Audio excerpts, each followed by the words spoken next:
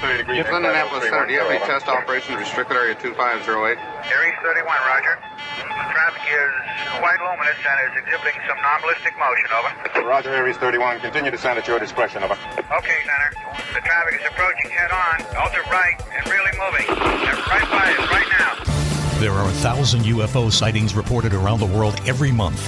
90% of these sightings can be explained, but 10% cannot. Officially and unofficially, the U.S. military has been investigating UFOs since 1947. Their top secret goal is to find out what's behind these unexplained sightings. The Pentagon classifies them as unusual airborne anomalies, but a better term is X-Files. Join us now as Mack, Juan, and Commander Cobra explore these unsolved cases, UFO incidents that baffle even the U.S. military. This is Mack Maloney's Military X-Files. And now, here's Mack Maloney. Well, good evening, everyone, and welcome to Mack Maloney's Military X-Files show here on the Distant Thunder Radio Network. This is Mack Maloney with a show we have for you tonight. But first, girls, you better sit down, you better start fanning yourself because I have bad news. Very famous Juan is not here. He has relocated across the puddle to the UK. He's going to be joining us next week, though. Next week, girls. So if you can hang on. This might help you hang on because up there in his bunker compound, formerly a bunker up there in the great state of Maine, is Commander Cobra. Coco, how are you? Good evening, Mac, and it's nice to know that Juan has been in the new country, the old country, and the Queen is still safe. As far as we know. He loves the Queen. He's in love with the Queen. He's never expressed that to you over a couple of Bud Lights? Oh, my goodness, yes. Okay. Also, joining us is our favorite good witch up there in Sideways in the Eye. The very lovely Raven is here with us tonight. Raven, how are you, Raven? Hello, my friends. I'm doing great. Thanks for having me. You look great. Thank you. Okay. Might be the IPA kicking in, but I think either way. How are things with you? Everything okay there? Good in the hood, as Good in they the hood. say. Super duper. That's what we just want to hear. Talking about the hood, my old friend from the hood, Agent X, the man who works at the agency that works at the agencies. X. Hello, Mac, and thanks for having me. And the only reason that JJ loves the Queen is because he was subjected to a 36-hour marathon of Downton Abbey. It was only 36 hours? Anyway, so now why don't we go to our special guest tonight, our good friend Phil Orbanes. Phil, how you doing tonight? Phil, let's give him a round of applause because he's the... Hey, Phil. I'm fine, and it's great to be in the company of your fine and prestigious panel. Mm-hmm. Okay. Did you hear that, kids? We're fine and prestigious. How's things with you down there in Magnolia where all the rich people live there, Phil? Well, everything is pretty good. I got most of my garden planted. That was a big chore this year because winter was destructive down here. Yep. Yeah, it was a bad winter. A lot of winds. A lot of wind this winter. A lot of winds. A lot of shingles went flying off my roof. Not to talk real local, but the last weekend in this area, it was up to 90 and 95 over the weekend. However, I don't know how it was where you are, Phil, but where we were, it never went above 65 degrees, and we were socked in fog the entire 2 days. Same here. Yep. We went to have lunch with some of the family in Tewksbury, where it was 92 on Sunday. We got home 66 and foggy. Nice, yeah. Really? Yeah. Really? Yeah. Really big, huge difference. Yeah. Just driving up to Newport, you could tell. It was a 20-degree temperature change easily. And and there's a lot of people at the beach, but they were sitting there in the fog, baby. Anyway. So, Phil, you're with us tonight because we're going to do a top 10 list later on in the show. Top 10 spies ever. We did a little off the radio researching this. They're always fascinating. Spy stories are always fascinating to me because they always have a great ending, usually. And usually the people are just like insanely courageous, so they're doing it for reasons that sometimes you can't believe. But anyway, we're going to do top 10 spies tonight. And also, they're all different. That's the thing that's so cool about spy stories. Right. None of them come out of a cookie cutter. Right. And the motivations, like I said earlier, the motivations are sometimes not what you think, I know that there was some spy, U.S. spy, all he wanted to do was buy a boat, so he turned in, files from the FBI and stuff. But anyway, we'll be doing that later on in the show. Also, we're going to be talking with Cobra about this thing that we saw the other day that It turns out that the story of UFOs swarming over Navy ships off of the Southern California coast in 2019, a lot of footage of it, a lot of reporting on it. It turns out now the Navy is saying that they were, in fact, drones, not UFOs, but that just opens up a bigger question because these drones were tracking these ships for a long time, way out to sea. Who was controlling them, we don't know. But we'll find out. Also, Raven is going to be talking to us about a creepy story called Dear David. And also, tonight we're going to be picking the winners out of the Magic Fishbowl of the Ask Raven 5 Questions contest. Let me tell you something. The mailbags are overflowing, even though everything was in email. There were so many entries that we have to pick 3 winners. Okay, 3 winners. Can you, how about 15 questions, Raven, from 3 different fans? You up for that? Yeah, why not? Oh, there was a little hesitation there, no? Okay.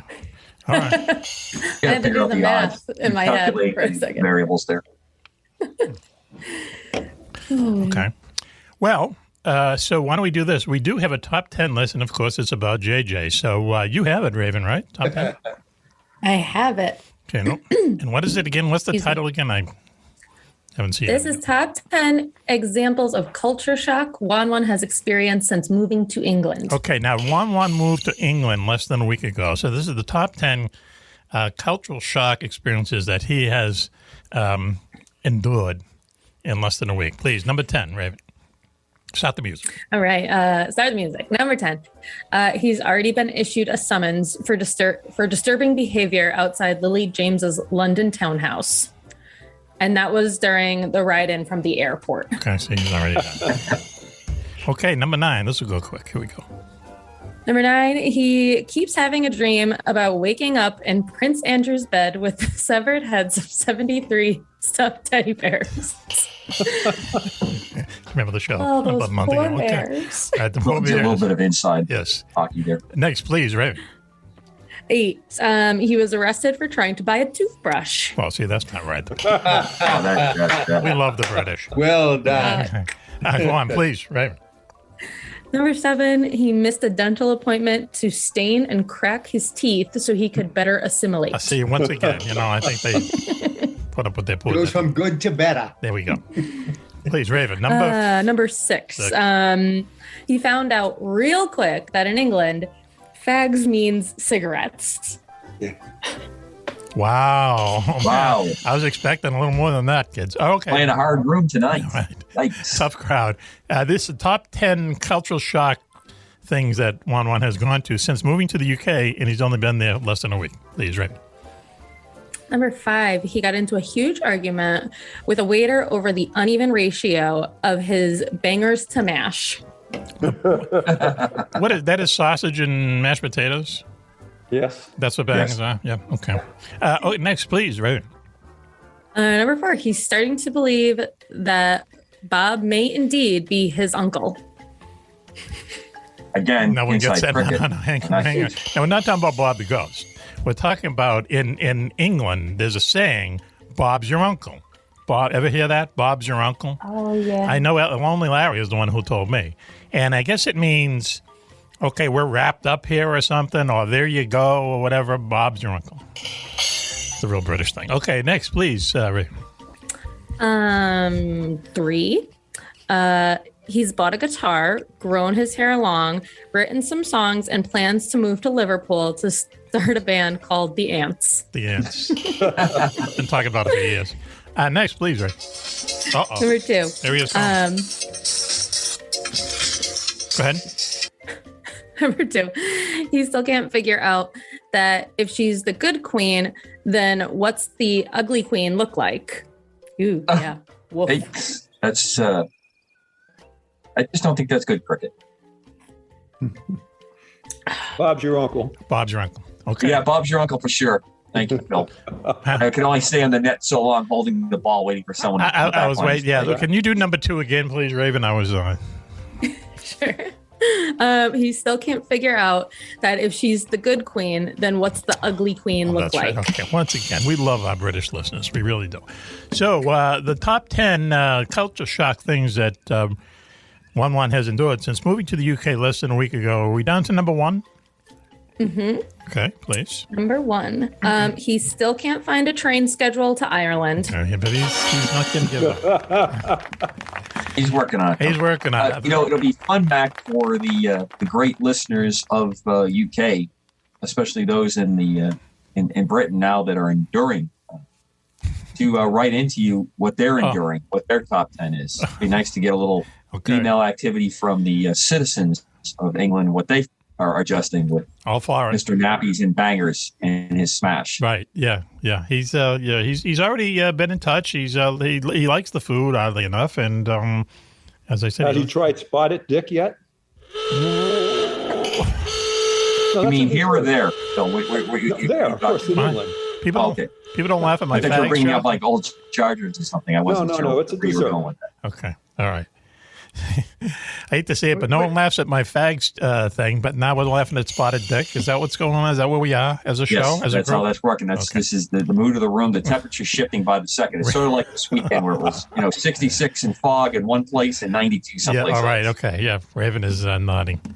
So it must be true. What is interesting, it's when I was 19 years old and I was traveling from London to Dublin, Ireland. I bought my ticket on Brit Rail. I think it was called Brit Rail. Interesting. But you bought a railroad ticket, and that included the ferry to get you there. Really? And then the other train to get you from Rosslare. I can't remember where it was, from in Ireland up to Dublin. Well, I do remember that in the 50s, they had trains that got on the barge, and we'd go to the continent. And you stayed in the rail car on the barge, on the boat. Good point. I forgot about that. Yeah. So, we mock Juan. Yes. Only because we love him. Yes, right. Oh, yeah, we could because we love him. So anyway, well, there's the top 10 list. That's out of the way. So why don't we take a commercial break now, and we'll be right back with the top 10 most famous, best spies ever in history. You're listening to Mack Maloney's Military X-Files show here on the Distant Thunder Radio Network. We'll be right back after this. We've all heard of Area 51, the U.S. government's top secret base in the Nevada desert. But have you ever heard of Area 52 or 53 or 54? 54? How about Tonopah Test Range or the Navy's secret base inside the Bermuda Triangle? Find out about them and more in Mack Maloney's Beyond Area 51, Mysteries of the World's Most Forbidden Places. Did Richard Nixon show Jackie Gleason a crashed alien spaceship near the swamps of Florida? Is it true that more UFOs are seen over a small Scottish village than anywhere else in the world? And is there a secret place in Russia that some people think is heaven on earth? In Mack Maloney's Beyond Area 51, you'll visit more than a dozen top secret places around the globe. The haunted forests of New Jersey, a valley in Colorado where shadows come alive and humans can fly without wings. And where's the only secret base in America that's not been visited by UFOs? You've heard Mac talk all about these places on his radio show. Now you can read all about them yourself. That's Mack Maloney's Beyond Area 51, Mysteries of the World's Most Forbidden Places. Now on sale at Amazon. Here on the Distant Thunder Radio Network, this is Mack Maloney. Well, what a show we have for you tonight. Let me introduce you to the gang here, the posse tonight. Coco is here up there in Maine. Cece, everything cool with you? On the wing. Glad to be here, Mac. Good to hear. Also, Raven is with us, our very good witch. I'm sorry, Witch-Knock. Raven, how are you doing? Hello, my friends. I'm doing great. Thanks for having me. Are you going to get a spring tune-up on your hairdo, or is that a girl secret you don't want to tell us? I don't know. The girls do that? I don't do that. And you're asking the wrong people. That's because you do it, man. You're asking the wrong girl. Okay. Thank you, Jim. Also with us is Agent X, the man who works at the agency that works at the agencies. X, how you doing? Great, and it's super to be here with this. I like the word panel. That sounds very distinguished. Someone did say panel earlier. Also with us is our good friend Phil Orbanes. Out there in Magnolia, Massachusetts, out near Gloucester, beautiful part of the world. Phil is the past president of Winning Moves, which is a company that makes games. A lot of the games that you play, different kinds of Monopoly. They do the Ouija board and Chutes and Ladders and so on and so forth. Right, Phil? Right. The sophisticated games that we all play our entire life, like Candyland. Okay. All right. But Risk and Clue we play for a long time. Risk and Clue. We make those too. Are they your? Is that the biggest seller, Risk and Clue? They sell. Clue sells very, very well. But I think among the classic family games, Monopoly, the 1980s edition, is the biggest seller. That's the one that looks just like the game you played when you were a little kid. Oh, wow, huh? Interesting. Yeah, wow. Let me just introduce real quick a friend of the show and our literary agent, Jim Frenkel, is here. And we have to clap for him because if we don't, I'll get some kind of a snacky email. Jim, how you doing? From the Mets, apparently. How you doing there, Jim? I'm good. We're holding down the fort here in the southern part of the podcast, in North Carolina. Someone has to do it. Me, I should have said in North Carolina. Okay, all right. And I think you're getting that Jimmy Buffett look. I think you really got it now. You're very close to the Jimmy Buffett look. I'll never be in Margaritaville. You don't think so? Never been there. I'll never be there. Yeah, I've never had a margarita. How weird is that? That is weird. Yeah, just never had an occasion to have. Well, you've never had a margarita, but you've had all the components of a margarita separately over time. Oh, well, absolutely. Yeah, but I've never had them all together like that. You should have it all put together in one cup. It's delightful. Is it? Yeah, it looks delightful. When people who drink them turn into delightful human beings. I just want to ask, as a guy that doesn't drink liquor, I mean, I drink beer, but I don't drink liquor. I always thought Long Island iced tea was a girl's drink. Am I wrong about that? It's not a girl's drink. It's funny that it would come from the man who referred his beer when he comes to my compound. Do you have any skinny girl beers? Yes, he did. He did say that. I was there when he said it. Yes, that's true. Yes. One has to protect one's girlish figure. Well, you're not doing that good of a job of it, Axis. I know. I heard about all your that. friends can tell you that. I heard about that, Tubbs. What are the Tubbs? Excuse me, Tubbs? Yeah. I'm not Tubbs there. I'm the other guy. Who was the other guy on Miami Vice? Tubbs and Crockett. I'm Crockett there, bro. Yeah, right. Well done. Yeah, good. Of course, then there's Arnold Palmer's, which are not alcoholic. Not alcohol. But he had trouble getting one because they thought it had alcohol in it. And I said, no, it's just lemonade and iced tea. What's in the Long Island iced tea, though? It's rum, really, gin. How do they make it? They add 5 liquors together that taste like Long Island and that taste like iced tea. Yeah, and that's they the problem. neutralize out, so it just tastes like a lightly sweet iced tea, on ice, and it completely. I mean, it is a devastating. Yeah, if someone gives it to you and you're thirsty, like you said, I went to a bar once and you're perspiring just a little bit with any kind of heat, and you're slamming those. They're going down way too easy. You think that's some of the other stuff? It's got the little speed brakes that's going down your throat, and you're getting the reminder. You're screwing yourself up here. Wow. Anyway, Arnold Palmer makes royalty on every Arnold Palmer that's sold or something. He branded that. No, he can't.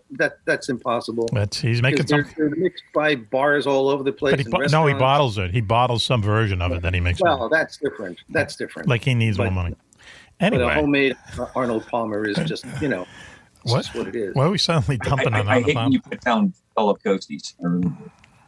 Fellow what? Oh, he was in the Coast Guard? Arnold Palmer was in the Coast Guard? Yes. Huh. As well as Sid and Julius Caesar, another Tibbet player. Too bad Popeye wasn't in the Coast Guard, did too. But listen, there's another one. That was such a good argument. That's a story for another night. We'll sell that boat some other night. That's such a good argument 2 weeks ago. That's now a Mack After Dark, a 6-minute Mack After Dark. Talking Coco defending his position that Popeye was in the Coast Guard. But anyway, why don't we move on? We have tonight, Phil Orbanes is with us tonight, and we're going to do the top 10 countdown of the greatest spies in history, really, I guess. Phil, from World War II forward. From World War II on, there's, of course, a lot of them in World War II, and then the Cold War also had a lot of spies. So we have a top 10 list tonight of the greatest spies from World War II onward, but we're just going to kind of lead you into it a little bit. Phil, you have some background on these people? Yeah. Well, first of all, this is a list that Mack and I put together of 10 spies that we particularly like personally.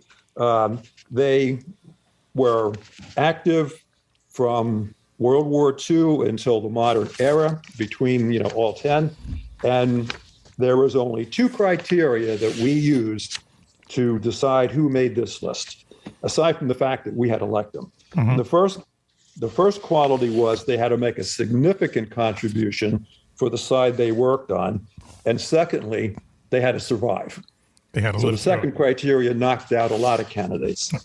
I think, and Mack and I were talking about this, the biggest challenge that we're going to face tonight is to limit how much we say about each of them, because every one of the spies had incredible exploits that could fill an entire shelf. Yeah, I agree with you. So with that said, we're ready for our top 10. Top 10 list. I'm sure we'll dig up some music, some James Bond music or something. All right, go ahead, please, Phil.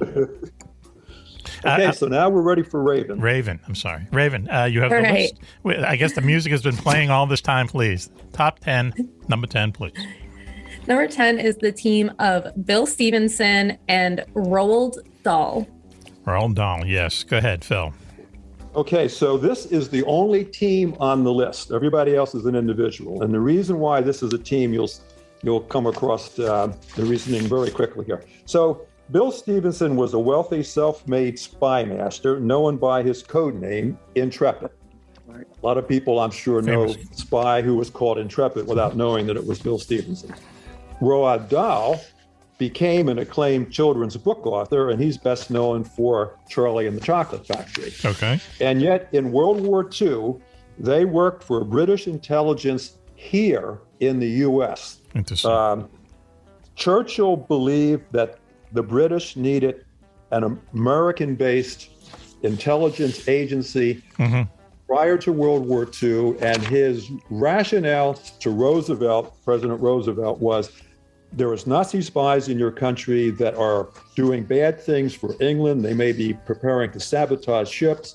I want to send my friend Canadian Bill Stephenson over to set up operation, and he will fight the good fight for us and protect you at the same time. Roosevelt said, geez, that sounds good. So Stephenson set up his operation in Rockefeller Center. Was given a lot of space by Nelson Rockefeller at a very nominal price. You charged and him. in time got going with his spying, which, by the way, was called the British Security Coordinator. But what he was mainly doing was spying on America on behalf of Winston Churchill. Yeah, right. Yeah. And the idea was Churchill wanted to know what FDR was thinking so he could nudge him and persuade him to join the war on the English side. So Bill Stephenson's organization, which got the innocuous name, the British Security Coordinator, was housed in Rockefeller Center with a generous amount of office space provided by Nelson Rockefeller at a nominal price, because Rockefeller was an ardent anti-Nazi. And Stephenson went to work on the surface to thwart Nazi spies in America, but in reality, his main objective was to spy on Franklin Roosevelt and keep Winston Churchill informed of his thinking so that Churchill could coax Roosevelt and the United States to join his side in World War II. Interesting. Roald Dahl was at this moment very far away in Egypt as a fighter pilot fighting German Me-109s. And after recovering from wounds suffered during his tour of duty, he was assigned to the British Embassy in Washington as its air officer. And he was a tall, very good-looking man who had an easy way with women, and suddenly he finds himself immersed in Washington society. This comes to Stephenson's attention. Stephenson signs him up and says, because you have entree to the inner circles in Washington, I would like you to help me in my spying efforts. And Dahl just does just that. As a matter of fact, he gets invited more than once to Hyde Park. Roosevelt is very glib with him, reveals a lot of information that otherwise would not have been known to the British.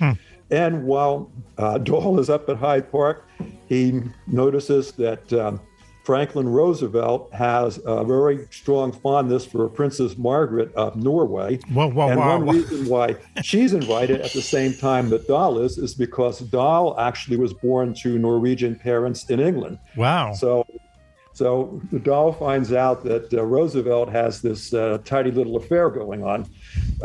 They have an incredible amount of success.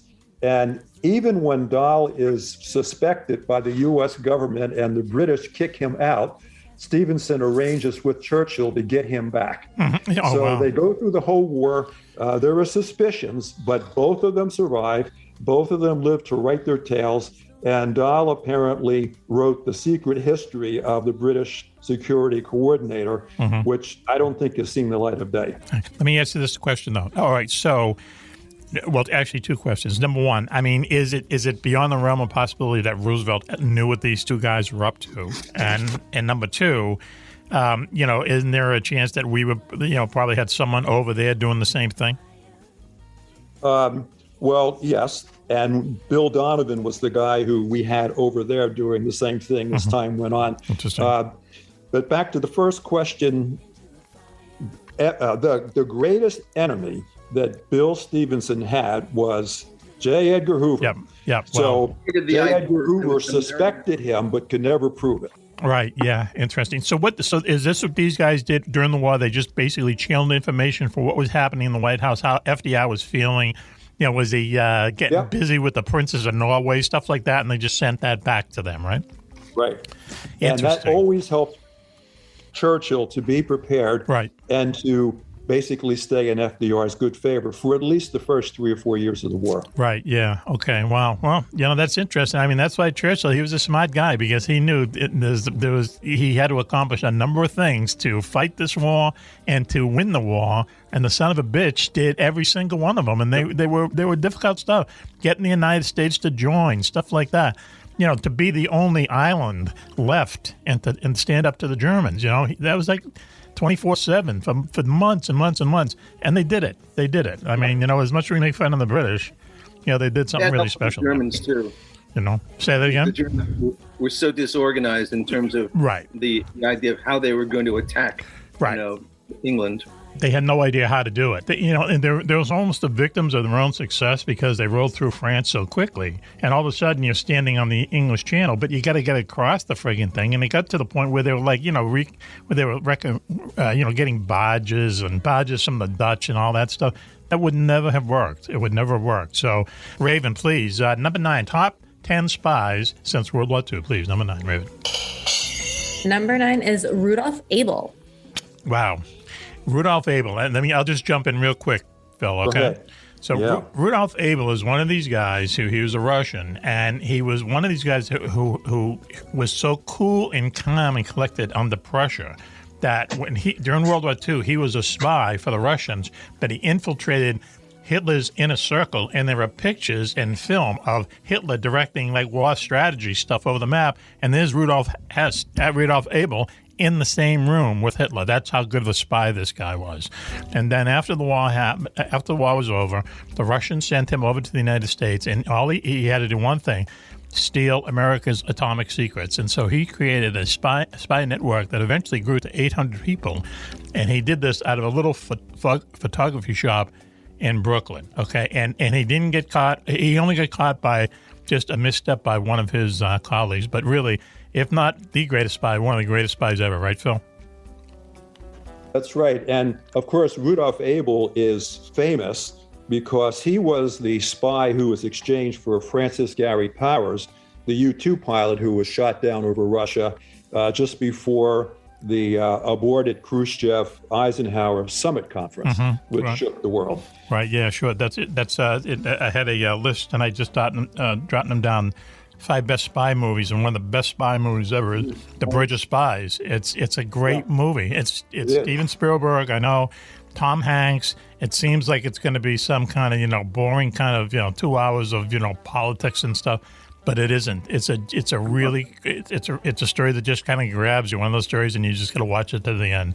Yeah, Bridge of Spies. They exchanged Gary Francis Powers, the U-2 pilot, for Rudolph Abel. And even though Rudolph Abel had a network of 800 Americans working for him in the early 50s, stealing atomic secrets, once he gave himself up, once he was arrested, none of those 800 people were ever caught. So there were 800 traitors running around scot-free after he was finally arrested. So where did they go? They went to the grave with their secrets. They sure didn't write books. So please, Ray. Okay. So, go ahead, Jim. Please. We went to Disneyland. Did you say work at Disneyland? Yeah. No. Raven, please. Number 8, I think. Top 10 spies since World War II. Number 8 is Fritz Colba.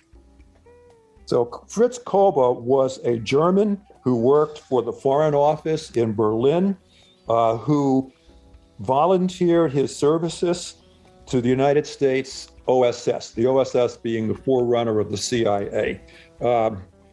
He shows up in Bern, Switzerland one day and makes a connection with Alan Dulles, who was the chief of the Bern station for the OSS.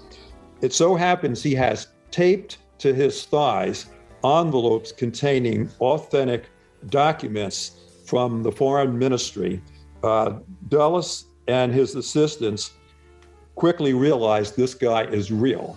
The only question was for some reason he sent them to them, to burn them. But the answer to the question was discovered soon with the help of one of Dulles' assistants, and the answer was he's the real thing. Okay. Every time, and Colba, by the way, was a lower level staffer at the Foreign Office, but he had access to everything. And he typically would come in on Sunday when nobody else was around, take the documents and have them photographed by a sympathetic doctor at a nearby hospital. And then on his next opportunity, he would either volunteer or be sent to Bern to transfer regular information. And it was during these irregular visits to Bern that he brought out all kind of incredible information. And most significantly, and I think I noted it here somewhere in my notes, he brought out the first information on the V weapons, the V1, the V2. The Allies. He brought out plans and information on the Me-262. The jet he fighter. Was able to bring to the attention of the OSS Japanese war plans, because the Japanese ambassador tend to be very talkative in Berlin. Interesting. As it turned out, he was never really suspected or caught, but his greatest worry was getting killed in an Allied air attack. Well, I was going to say, now he's in Berlin, right? He's in Berlin doing all this? He's in Berlin, and if he was to have fled Berlin, he would have basically exposed himself. Right. And been no help to the Allies. And he was determined to do everything he can to bring down Hitler, so he stuck it out. Right.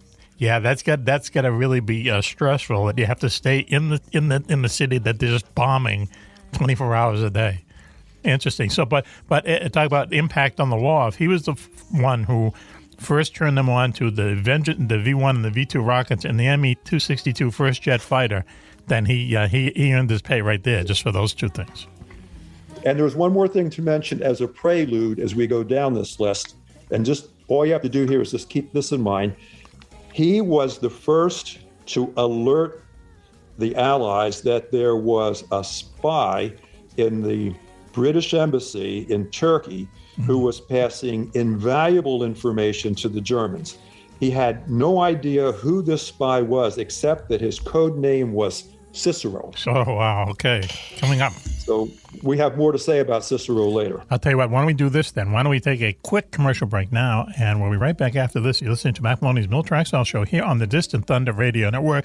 We're counting down the top 10 best spies since World War II, so please stay with us. There's a monster in Tokyo Bay, hundreds of feet tall and breathing fire. It's able to destroy whole cities, sink entire battle fleets, and knock swarms of jet fighters from the sky. But there's another even more dangerous resident of the bay. A secretive psychopath intent on covering the planet with nuclear-armed booby traps unless the world's population bends to their demands. Meanwhile, a mysterious group of reborn medieval warriors has taken to the air. Strange signals are being picked up from outer space, and witnesses report seeing hundreds of ghost planes flying in the night skies over Tokyo. Sailing off the coast of Japan aboard the United American Navy's mega aircraft carrier, the USS USA, it's Hawk Hunter, the wingman. He must investigate these unusual occurrences while trying to thwart the criminal's apoplectic plan. But will his actions save the planet or lead to World War IV? Find out in Mack Maloney's exciting new novel, The Jericho Storm. Filled with dozens of dogfights, sea battles, and brutal hand-to-hand combat, The Jericho Storm is book 21 in Mack's best-selling Wingman series. Team up with Hawk's longtime allies, as well as a few new ones, including fighter pilots Switchblade Steve Ward and Jocko Johnson. That's Wingman 21, The Jericho Storm. On sale now at your local bookstore and on Amazon. Can I tell my probe joke anyway? Please. Okay. It's your show. Why are you asking? Everyone is well do because what you want. it might be offensive. Offensive. Do it. So a guy goes into it for his annual physical. You know this one? No, go ahead. And then he's having his physical, and the doctor says, "Okay, it's time for the process or the procedure with the finger and the prostate check." Right, and he puts on the glove and stuff, and tells the guy to take his position, and then he begins the exam, and the doctor says to the guy, "Don't worry, don't be embarrassed. It's very natural for somebody to get an erection during one of these exams."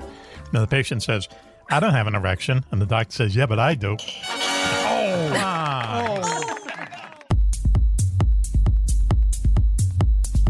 Back everyone to Mack Maloney's Military Lifestyle Show here on the Distant Thunder Radio Network.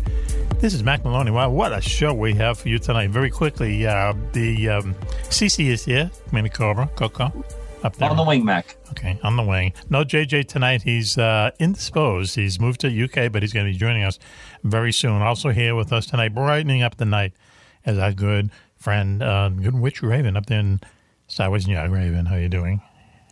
Hi, my friends. Thanks for having me. Mm-hmm. Okay. And what's the drink du jour tonight? Have we already asked you that? This is Stone Fear Movie Lions. Sounds about right. Yeah. Okay. All right.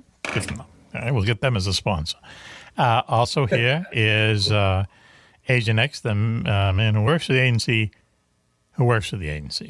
X. So delighted to be with the distinguished members of the panel. And Thank you. The thing tonight is we're talking about spies. And X used to be a spy, legitimately used to be a spy for the U.S. government. We'll get into that later. Also joining us is our good friend Phil Orbanes down there in Magnolia, Massachusetts. Phil, how you doing? Good. He's ready to go. Presenting a list tonight, top 10 spies in history since World War II. Also joining us is a big-time literary agent, Jim Frenkel. Jim, how you doing? I'm doing great down here in Chapel Hill, North Carolina. It sounds like you complain about that, brother. Are you complaining, or are you just making fun of the people, your neighbors? No, I'm not complaining. We like it here. Do you really? Yeah. Okay. All right. Yeah. Yep. All right. As long as we don't get a hurricane that wipes us out. That's all. Hey, that's all. Well, you're not going to get a snowstorm. Have you golfed yet? Are you a golfer? I don't golf. No, you sure? You're not going to take it? Never liked golf. No. Sorry. Okay, we get it. All right. So what we're doing, we're almost in the middle of top 10 greatest spies since World War II, a list that Phil came up with. Phil and I talked about it. These people, I mean, my advice is you'll hear their name, you hear a little bit about what they did, but just go look them up and see the crazy things these people did. And what always gets me is what's the motivation? And a lot of times, spies don't get paid a lot of money, right, Phil? They don't get paid tons and tons of money. You know, some people will betray their country for like $1,000, you know, $2,000 or $3,000, a boat, a sailboat, stuff like that. So money isn't always the the motivation. Well, the one we're coming up on, he definitely wanted money, but we'll let Raven introduce him. Raven, go ahead, please. And I'm pretty sure this is number 7. We are on Robert Hansen. Robert Hansen. Well, this is one of the spies that Mac and I agree we do not like because of the damage he did. He was an American who worked for the KGB. So he was, in our mind, a bad guy. He's one of the more modern spies, though. He was born in 1944, and he was born to devout Lutheran parents. But when he married, he switched to his wife's religion, Catholicism, and remained devoutly religious his entire life while doing really foul and nasty deeds. Well, that was a mistake. He approached the Soviet. He was a former FBI agent who thought he got a bum rap. And so he decided to approach the Soviet Union's intelligence directorate in Washington, called the GRU. Now there is a difference between the KGB and the GRU. The GRU is military intelligence. The KGB is intelligence. Yeah, basically, the KGB used to be our equivalent to CIA. Okay. Yeah. Military intelligence was like the Defense Intelligence Agency or something along those lines. So he shifted over to the KGB, and he demanded money. He wanted to get rich by using his access to top secret information and sold it on a regular basis to the Russians. He did this amazingly for 22 years. And one of the things that enabled him to go that long without suspicion is that he would go inactive for long periods. And his inactivity was perfectly timed when suspicions were rising. Right. And things would cool off and he would come back again. This is in the 80s, right, Phil? Was this in the 80s? This was the 80s and the 90s. Right, okay. He wasn't caught until 2001. As a matter of fact, he was arrested on 18 February 2001 in Foxstone Park in D.C. while he was dropping a package of classified materials. The FBI by that point were ready for him. They arrested him. He had been paid during the prior 22 years well over $1 million by the KGB. That's not bad. He didn't put up a fight. He pleaded guilty and was, I love this, he was sentenced to 15 consecutive life terms with no possibility of parole. Wow. Hope you like the food, pal. Wow. Yeah. So we know where he is nowadays. And in terms of the damage done, the Department of Justice described his espionage as, quote, possibly the worst intelligence disaster in U.S. history, unquote. Now, here's the thing. I got to tell you that, you know, and I'm not giving you anything away, is that X used to work in these circles, correct? To the point where they used to give you security things every 3 or 4 years? Yes, and Hansen was a teaching case with one of those agencies about how bad things will get if you screw up. Okay, so how does... A question for X, was Ames also a study? Ames is also a guy. Yeah, Ames was CIA, though. Yeah. Okay. So my question here is this. So I don't want to go into the different agencies. Right. but someone like you who worked for these people, you know, and had to go through regular security things, because I've done it. They've been over my house at 8 a.m. interrogating me about you. So you have to go through it, and I've been with you where it's a stressful thing, correct? When you have your 5-year security check, and Coco has done it as well. It's a stressful point, yes or no? So how does this guy do it? How do they not catch this friggin' guy? They must know that this sensitive information is going out the door. They have to know it. They have to know it. One of the questions that the investigators who do they're called bring-up clearances, are supposed to ask is, have you seen any influence of, and this is a quote, undue affluence? And in Ames' case and in Hansen's case, it appeared maybe not zillions of dollars, but there were examples of undue affluences, and they never got apparently a positive response to that particular question. But I'm sure they asked that to you.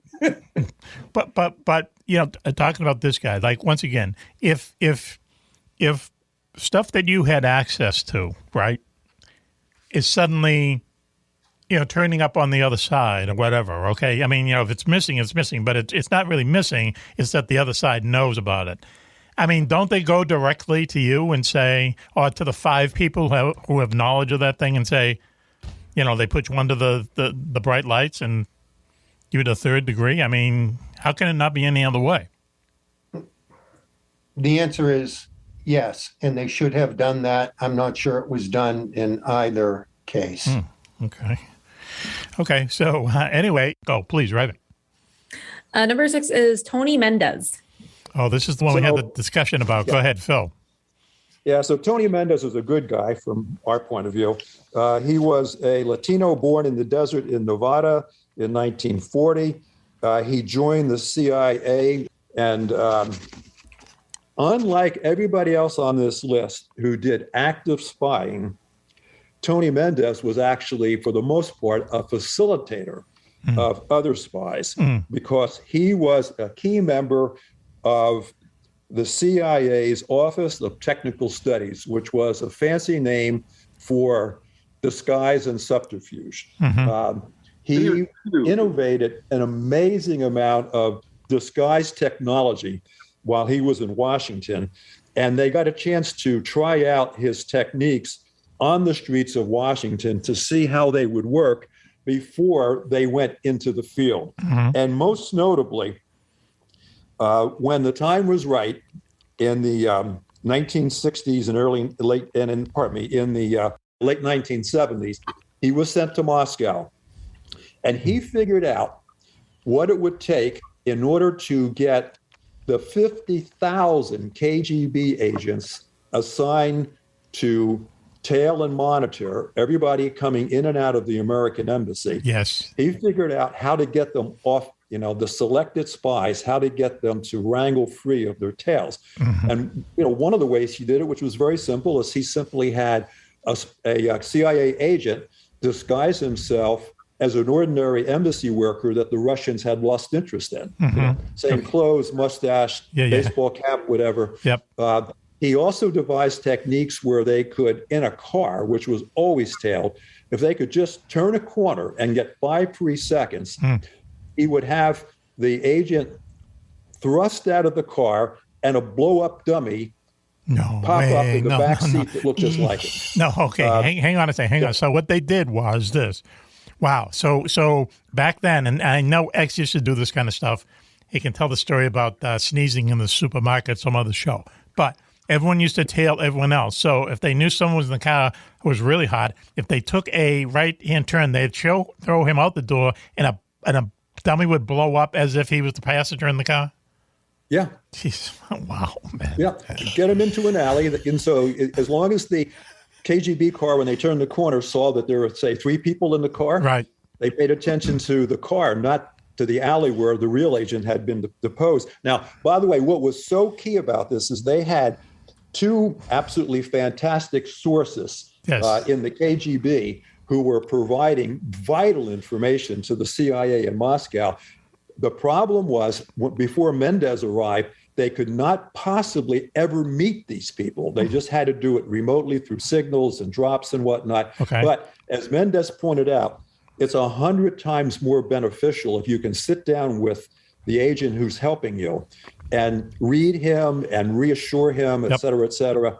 And then you know a lot more about, the person that you have to help to remain anonymous. The first Russian agent that was so key to Mendez, his code name was Trigon. And he insisted at the first face-to-face meeting that he be given what was called an L pill. An L pill is basically something that enables you to commit suicide in seconds. They didn't want to do it. They said, we will find a way to get you out if they ever get hot on you. But he said, no, I'm not going to continue unless I have it. Trigon revealed things that prevented World War III. He was that important to them. And the second guy, whose name was Tolkachev, worked for the Russian agency responsible for radar. And every single radar system that the Russians developed, the CIA learned about, and we could counter it in real time as a result. Unfortunately, Trigon was caught, and he did swallow the L pill. So that was it for him. And Tolkachev disappeared and reappeared again. And it took 10 months before the CIA realized in Russia that it was not the real Tolkachev, that they were playing the CIA. Wow. But nothing damaging really happened during this period. Now, Mendez has one other claim to fame, which you probably know about, and that is he was the inspiration for Ben Affleck's character in the movie Argo. Because it was Tony Mendez who personally led the mission of the so-called film crew that rescued the 6 American hostages in the Iranian embassy who had not been discovered by the students. Right. It's a good movie. I'm telling you, Ben Affleck as an actor, but it's a good movie. It's an engrossing movie, and it's a realistic movie because it tells you kind of like the minute-to-minute way that they got these people who have been hiding out in Tehran after the Iran hostage crisis, how they got them out, and how it took so many people and so many kind of, cogs to come together, so many spotted lines to... Matt, one of the best parts of that movie is when you hear the discussion going on in the rooms, how they're trying to come up with the plans. And Mendez is these characters sitting there. We'll put them on bicycles. It's 200 miles to the border. How are we going to get them to ride bicycles? Yeah. I mean, this is the kind of the crazy stuff when people are right. Yeah. trying to come up with a convenient way to go forward. Phil, the one thing I wanted to add about Mr. Mendez, it wasn't enough that the mannequin or that the blow-up doll would blow up in the car. He wanted it also to have enough features so that a fairly intensive look. He was a detailed guy. Some of the techniques he created are still with the agency today. There are shoes that you can take and turn off so that you will have like white shoes on. You go into a bathroom, you unzip and you zip them back on, and the skins now are black shoes. Wait a minute. Wait. So that when you're being followed, hang on, you turn coats inside out, and it's a different pattern. He was keen on that, but he was one of those guys who just didn't dream it up. He was actually able to fabricate it. Okay, the technique is that he had come up with didn't just extend to really cool, camouflage and costumes. It was also techniques of how you would go out to the edge of a town, and folks that X and I hung around with would fly up in a very quiet aircraft and pick you up and fly you out to get you out to safety. I mean, they pulled up because of his kind of vision, but his ability to put that vision into practice. To build on what you're saying, just two quick things. Go ahead. Number one, those dummies, he even designed them so their heads would turn as if they were having a conversation. Okay. They could be controlled that way. And secondly, he was challenged and won the following challenge, namely that he could walk down a street and within 45 seconds change his appearance from a businessman to a middle-aged lady wearing a dress. Okay, whoa, hang on. I've seen Juan do that a number of times. So listen. Okay, so I don't know where to begin. So isn't this guy then like the greatest spy like ever? I mean, is he? Well, but he didn't do much spying. That's why we put him where we did. Yeah, he was a facilitator. Yeah. So he ran spy stuff, in other words, right? He ran spy ops, would you say? He helped spies to become invisible. That was his claim to fame. Okay, but a balloon popping up in a car, isn't that right out of Get Smart? I mean, that's how I kind of see it, That was what I was thinking too. No, I guess not. Okay, so, all right, next one. This is the top 10 greatest spies since World War II. Please, Raven. Number 5. 5. Number 5. Okay, bear with me. Elisa Bezna. So Bosna, AKA Cicero. Sorry. Cicero. Yes. Bosna was a Turk, and he is most famous in history for his code name Cicero. And you'll remember that earlier that the German working for the OSS found out about a secret spy named Cicero in the British embassy and alerted Alan Dulles in Bern, Switzerland to it. Well, Bosna was a servant, and he never had the expectation of ever getting out of the servant class, but he was a very determined guy. He had one hobby, which was photography. Yes. And he manages to get a job working for the British ambassador in Ankara, Turkey. Because he's working for the ambassador and he watches his habits, he realizes the ambassador is doing something that he probably shouldn't do. And that is he's taking home from the embassy top secret documents to read before he goes to bed at night. What year is this? Phil, what year is this? What year is this, Phil? Okay, I'm so sorry. This is 1943. We're in the middle of World War II. Okay. And Turkey is being persuaded by both sides to join. Turkey is remaining neutral at this point. So now that he's got access to the British ambassador's bedroom and notices where he keeps his these secret papers under lock and key, he manages to make wax impressions of the keys needed to unlock the boxes. And from that point on, once he has his keys, he can regularly go into the boxes, take the documents under the stairwell in the house while the ambassador is at the embassy and his family is elsewhere, and photograph them because he's a good photographer. To give them he actually has the help of one of the maids in the house named Mara, who he befriends and seduces, and she becomes his lookout. Okay, that's one way of putting it. Listen, and he's giving the secret documents to who? The Germans? Well, now he hasn't given them to anybody, but he's got all these documents, and he's reading Winston Churchill's thoughts and his conversations with Stalin and Roosevelt at Yalta. Literally, he knows exactly what's going on behind closed doors. Damn. So who would be the most logical purchaser of this? The Germans. The highest bidder. Yep.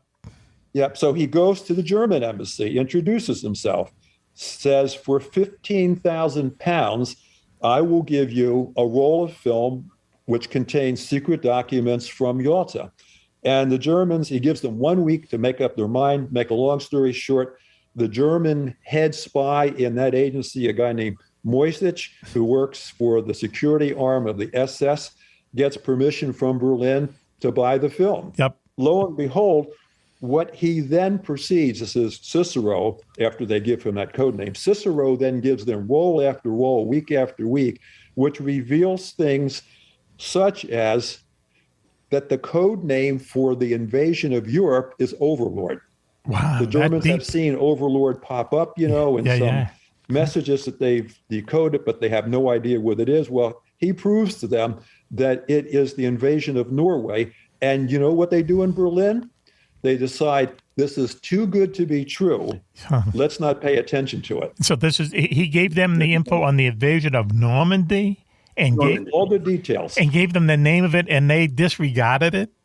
They didn't think they could trust it. Chumps. So, but now get this. So now Normandy occurs, it's for real. And at about the same time, in his photographed documents, he gives the Germans details of the first big Allied bombing raid to come on Sofia, Bulgaria.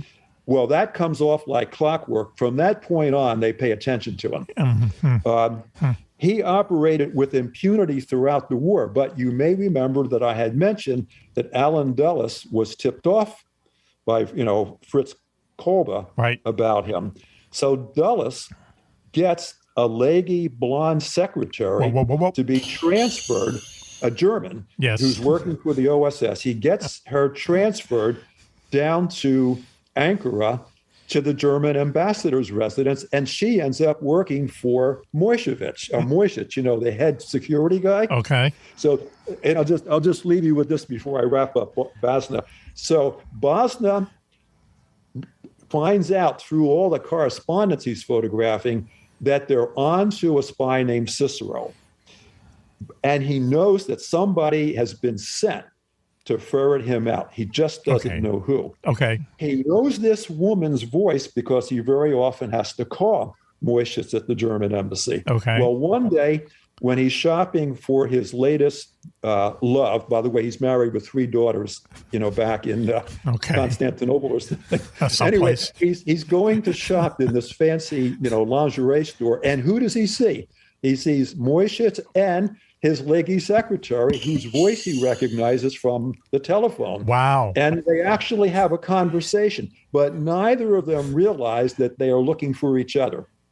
That's how close he came. Okay. And he makes it through the entire war. He gets paid a fabulous sum of money in British pounds and saves it. And when the war is over and no one has found out who he is, he decides he's going to open a hotel. He's going to build it from the ground up. He knows exactly what he wants to do. Okay. But he runs into a small problem.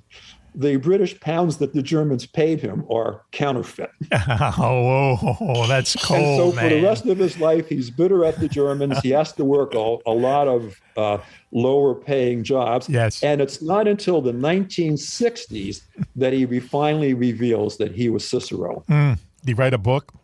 and he writes a book. Oh, see, Jim, see how you... I know. Wow, that's bad, man. That's bad. Yeah. All these ponds. Yeah, I got all this money in the bank. That's funny. Yeah, but he was burned. Yeah, cool. But at least he survived and was able to tell his tale. Mm-hmm. We're talking right now to Phil Orbanes, who is doing a countdown of the top 10 spies in history since World War II. Why don't we take a quick break now, and we'll be right back after this. You're listening to Mack Maloney's Military Exile Show here on the Distant Thunder Radio Network. We'll be right back after this. I was in the hospital with my son for 18 months. When he got injured, I wasn't prepared, but I knew I had to be strong. When I was told about John's injury, I was in complete shock. I just remember rushing into his room and giving him a big hug and letting him know I was there. These veterans and families are just a few of the heroes we serve at Homes for Our Troops. For thousands of severely injured veterans, everyday life is filled with barriers. It was really the little things throughout the house. Counters that you can't roll up to. I had to drag my wheelchair down steps. I want to help, but he is so determined. At Homes for Our Troops, we build specially adapted custom homes with features like wheelchair access, roll-in showers, and automatic door openers that allow them to function independently and focus on their recovery and family. This house is freedom. It's hope. It's a new beginning. This house has given me my family back. To learn more, visit hfotusa.org.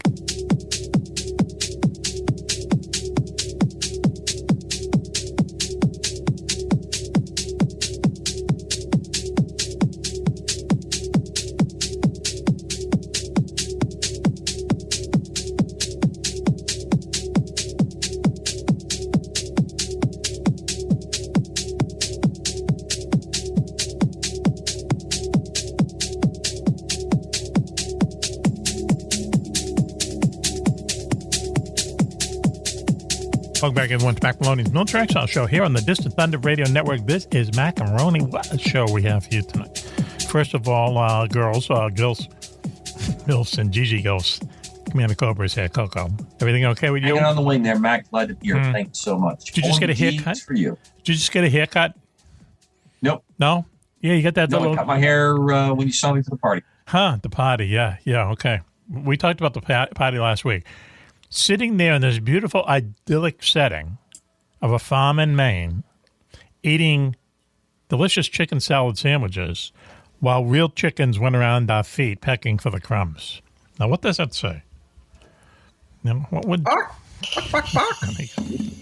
what it says. Anyway, also with us is our good friend up there in Sideways, New York, Raven. Raven, how are you? I'm very good. Thanks for having me. Now, what do you think of all this? Is this a deep dive into history for you? Kind of. Oh yeah, I love talking about this stuff, and Sure. it's nice because I don't have to do any of the research. All of that was done for me, so I can just sit back and listen. Okay, good. I believe you. All right, that's cool. And also with us is Agent X. You know his background, right? X, you okay?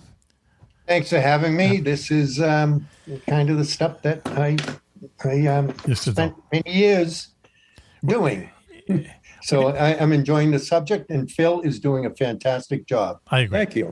Thank you, X. Agreed. Let me ask you this: Are you loading a gun or cleaning a gun there in front of you? There's a lot of noise on the microphone. You, X. Oh, he's got his hands up. Hey, I'm not flipping pages over or anything. Okay.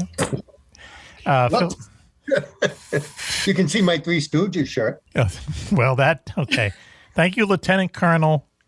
Used to work in one of the most sensitive places in the world to prevent World War II. American legends. Okay.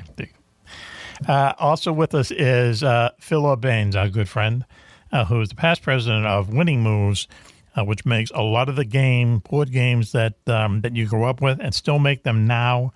There's a cool addition of Risk in college. That's what we used to do. Is we used to, get happy and play Risk for a weekend at a time. It was crazy. But everyone was so into it. It was just, it would take days and days and days. And that European Risk is really kind of cool. So, and you also do the Ouija board, right, Phil? We do that so that Raven has something that we can connect to. Oh, okay. Wow. Okay. That's how Phil gets in touch with me. Wow. Yeah. Wow. Okay. TMI. We don't need email. Okay. Listen. That's it. So, but you told us that in bad times, Ouija board sales go up, right? That's correct. Wow. And what is the dynamic behind that? Is that people just fearful and they want... In prior decades, before there were such things as email and, global communication, the Ouija board was a means for people to ask the question, how's my soldier son doing in the foreign war, whatever it might be, World War I, World War II, Vietnam, and sales would spike during those periods. People believed that they could learn the fate of their loved one, or for that matter, even ask questions like, what day will D-Day be, like my boss did at Parker Brothers, and the answer came back on the Ouija board June 6th. Wow. How could that be? That's weird. That can't be a coincidence. That other voice you hear is our good friend Jim Frenkel, big-time literary agent. That is weird. There's a whole thing. That's another show we should do. There's a whole thing that happened, like in the 2 weeks before D-Day. There's some things really, really weird happened. Like there's a crossword puzzle that had like 5 classified words in it or something, and it was just a coincidence. There's this thing they're talking about, the whole idea that the Germans thought we were going to invade Norway, or we were going to invade the the Pas-de-Calais or whatever it is. Pas-de-Calais, yeah. And all the stuff that they tried, and that there was a fake army under Judge Patton that was basically rubber tanks they blew up in trucks, and it's a cool story. Those 2 weeks are a very interesting story. So anyway. So where are we, Raven, in the list? Top 10. Have I introduced everybody?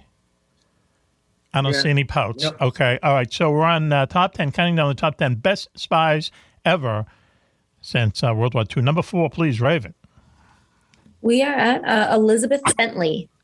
Elizabeth Bentley is, I believe, the only woman on the list. She is one of my favorite spies in history because of her transformation.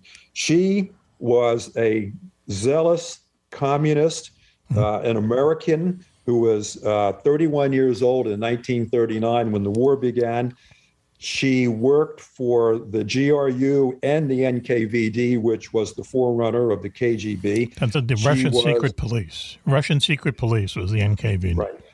She was the top assistant to the #1 spy master for Russia in New York City named Jacob Golos, who trained her to become a very successful courier initially. He would send her to Washington, D.C., where she would meet with his spy masters, namely, or I should say most significantly, Nathan Silvermaster, who had access through dozens of loyal new dealers to the communist cause, who would bring out scads of documents that he and his wife would photograph on microfilm in his basement in Georgetown. She would pick them up, take them back in her purse, deliver them to Golos, and from there they would make their way to Moscow. At one point, the output that she was collecting on a bi-weekly basis was so much, her purse was bulging. And she felt that if an FBI agent caught sight of her, that she would be interrogated and perhaps, incarcerated. And what was this stuff? But she never was. What was the stuff, Phil? Phil, what was it? Yeah. What was it? Secrets, everything you want to know, that type of thing?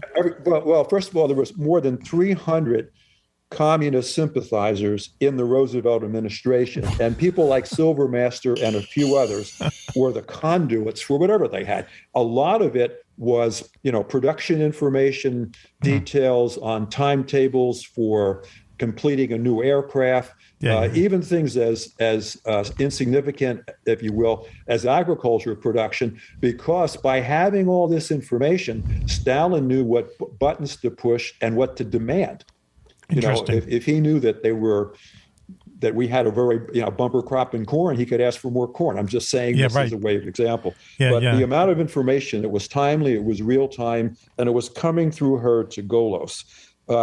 Golos had a heart condition, and in 1944, he died literally in her arms of a heart attack in her apartment. Before she called the hospital, she went to his office because he had instructed her, got everything of significance out of his safe, took it back to her apartment, and threw it in the fireplace. Wow. Before she called the ambulance, that's cold. Before she called it, yeah. Now, she knew he was dead, but but he had instructed her of what to get rid of. However, in the process of getting rid of it, she was able to see all of his secrets that, basically he had kept from her. Well, up until that point, and by the way, the apartment that she had in the lower, in Greenwich Village, she had selected because it had a fireplace. Just for that very purpose. Imagine what that would cost these days. Pardon me? Imagine what that would cost these days. Jim, you'd know. Oh yeah. A fireplace in Greenwich Village, that'd be like in the hundreds of thousands. Yes. And by the way, her apartment opened into an interior courtyard, so you couldn't even see on the street when she was coming or going. And she could go through the rear door of a nearby bar and come out on a completely different street. Nice. To shake any tail that may have been following her. Anyways, so now he's gone, and now the change comes. She is now under the control of the new leaders of the KGB who come into New York City, and she finds them repulsive. Why? Because unlike Golos, who was austere and really believed truly in the principles of communism, these guys are spendthrifts. They're here to have a good time. They don't respect her because she's a woman, and they demand that she turn over all of Golos' spy networks to them.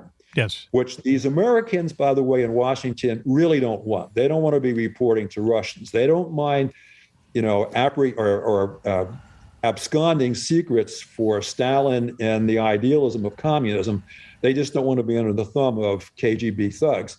So when things finally get too hot for her, she turns herself into the FBI in Hartford, Connecticut.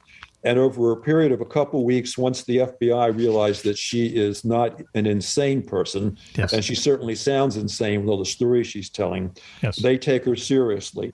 And she reveals through the next couple of months the roughly 300 traitors in the government. She then becomes the significant witness in the anti-American trials that take place after World War II. And the press and, a lot of supporters of the people that she is naming, of course, try to destroy her character, claim that she's a drunkard, that she's a sex addict, which, by the way, she is. Wait. There's another show. Go ahead. Yeah, I know. What do you think caused the heart attack? But here's the thing: when the KGB archives were opened briefly in the early 1990s, every one of the people that she fingered was proven to be a spy. She didn't make any of it up. She may have had a couple of instances where she was confused about a name or something, but she got it right. Raven, if you could take a screenshot right now. And about it to do. Wow. Professor Phil has managed to say shake tail, fingered, in the same description of spy. Okay? And talk about sex addiction. All in the same. You had the face of Raven. I'm just reading the facts. If we could have turned a postcard of Raven's face when all those things came in culmination. It's like going in and out. Let me just put it this way: Mack hit the lollipop. Okay, he's on a fresh lollipop, ladies and gentlemen. That's true. Crushed that sucker. If you catch my drift. Wow. That sucker is the right word. Wow. Oh my God. Doing material. Screaming. We need some Mack After Dark. Well, this entire conversation is rapidly going into the gutter. This is very serious stuff here. Okay. Well, the fact is that Elizabeth Bentley really was, an object of sensationalistic, newspaper coverage. Phil knows this. She was supposedly this, this spy queen, and glamorous and yada yada. But if everyone knows who you are, how can you be a spy queen? You know what I mean? It's like Area 51 is like the most famous. After she went to the FBI. Oh, top secret place in the world. Oh, I see what you mean. Okay. Oh, so she became a personnel after she turned herself in, that type of thing? Yeah. Well, what happened was she turns herself in. The FBI gives her permission to talk to one media source. I think it was the AP. Yes. But once her story gets out by the AP, and it's the other media just pick up everywhere, and run. sure. And like Jim said, they began calling her the blonde spy queen, when in reality she was brunette and homely looking. At this point, she had gained weight, from all of her stress. So she was definitely not someone that you would look twice at. Yeah, but look, You know, we should all be grateful that the press isn't like that anymore. Right, that's right. Wow. Okay, so listen, why don't we go on to number, what is it, Raven, please? 3. Number 3. Number 3. Top Okay, three now. top 10 best spies in history since World War II. Number 3. Phil Orbanes. Number 3 is Kim Raven. Philby. Kim Philby. Let me just throw this in out now. This is we're always getting about a different show, but if you look into if you look into who the Cambridge, I think the Cambridge 6 now, there were 5. Yeah, but didn't they add one to it? No, I think you're right. Okay, You're right. so it's My either fault. Cambridge 5 or 6, but basically this was what is that in England, these 5 or 6 people who were in the really upper crust of England and also in the in kind of the intelligence world in England, least likely guys you would ever think of, they all turned spies for Russia during a very kind of crucial time, and they were feeding this information back to Russia for a long time, and it took them a long time to catch these guys, and Kim Philby was kind of like the guy. He was like the number one guy. So he's born in British India, upper crust. He's educated at Cambridge. He becomes a reporter assigned to the Spanish Civil War in the mid 1930s. He goes back to England and gets recruited to be a spy for Russia because his communist sympathies are becoming known to the Russians. He gets a key job with the British Embassy, and to make matters worse, he's sent to America. And when he's in America, he's not only able to provide loads of information to the KGB in his role as first secretary at the British Embassy, but he's also able to finger KGB agents who are working for America and make sure that they get caught. There's that word again, right, Coco? And by the way, we didn't mention it during Robert Hanson's piece, but one of the things that Hanson did that was so terrible is he revealed to the Russians the name of so many CIA agents overseas in Russia who were, once their cover was blown, they were as good as dead. Yeah, right. Yeah, man, what a rat. Go ahead, please. Yeah. So now Philby is doing pretty much the same thing. And when his buddies, the other members of the Cambridge 5, when they are now being suspected, Philby is not. Philby alerts them all, and like Burgess, and they get the heck out of London and defect to Moscow and save their backsides. But by doing this eventually leads to Philby's demise too. But Philby makes it to Moscow, and Philby even gets his picture on a postage stamp. This guy was really, in effect, never caught.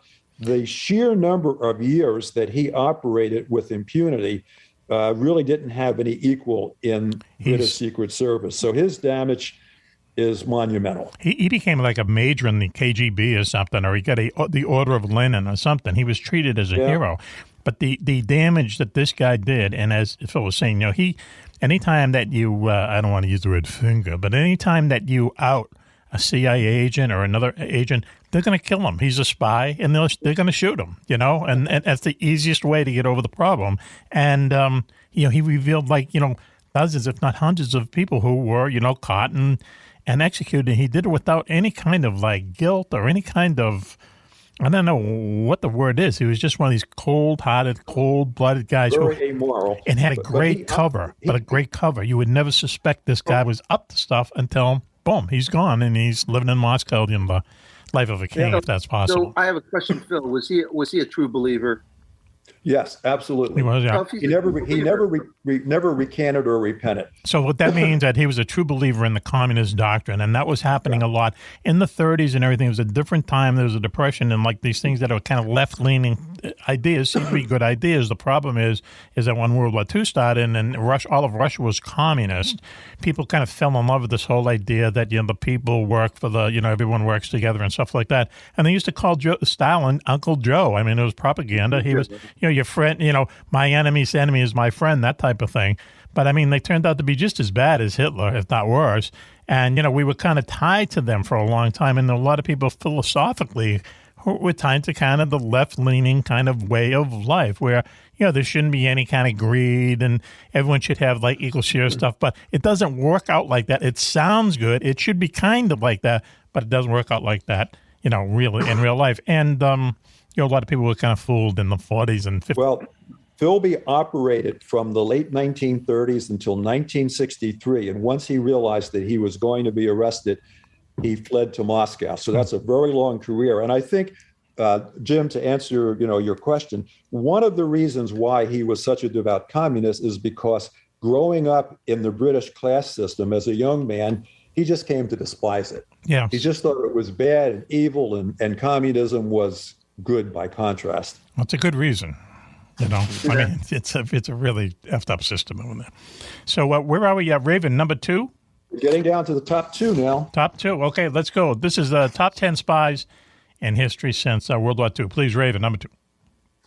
Number 2 is Oleg Gordievsky. Right. Well, Oleg Gordievsky was a colonel in the KGB who worked as a double agent for British intelligence. So whereas the Russians had Kim Philby to the British's harm, the British had Oleg Gordievsky to the Russians' harm. He was born in, let's see what year, in 1938 as the son of a KGB agent. And after he graduated college in the 1960s, he was assigned to, he wasn't in the KGB yet, but he was assigned to East Berlin and for the first time saw the ugly face of communism. He hated the wall and the dreary life that the East Berliners were compelled to live. And then in 1968, during the Prague Spring, when Czechoslovakia tried to declare its independence, from he Russia. snapped. Right, and from he Russia. decided from that point on, communism was evil, and he would do everything he could to bring it down. He was then transferred back to Russia and joined the KGB. He was extremely careful to make sure that neither his father nor anyone in the KGB had any idea of his long-term goal or his feelings toward communism. Yes. Well, he was soon assigned to the Russian embassy in Copenhagen.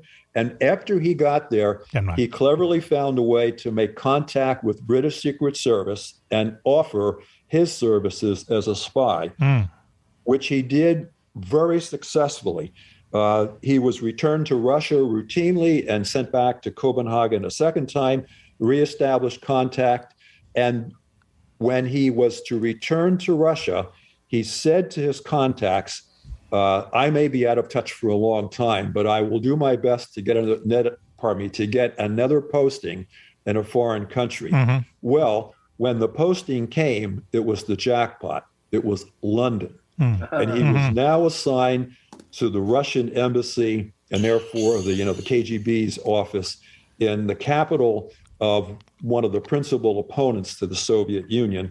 And because of his ability to conceal who he was and his true feelings, he kept getting promoted. Damn. And with each promotion came access to higher and higher levels of Soviet security. He finally got to be number 2. And when he got to be number 2, he saved the world from World War III. This is a very little known fact, but the NATO countries had planned a war exercise. And for a variety of mistaken reasons, Russians' intelligence concluded this was just simply a cover for an actual first strike. What year? What year, Phil? 1984 or something? Yeah, this was in the early 1980s. Okay, it's before Gorbachev, just before Gorbachev, which is going to be important in a moment.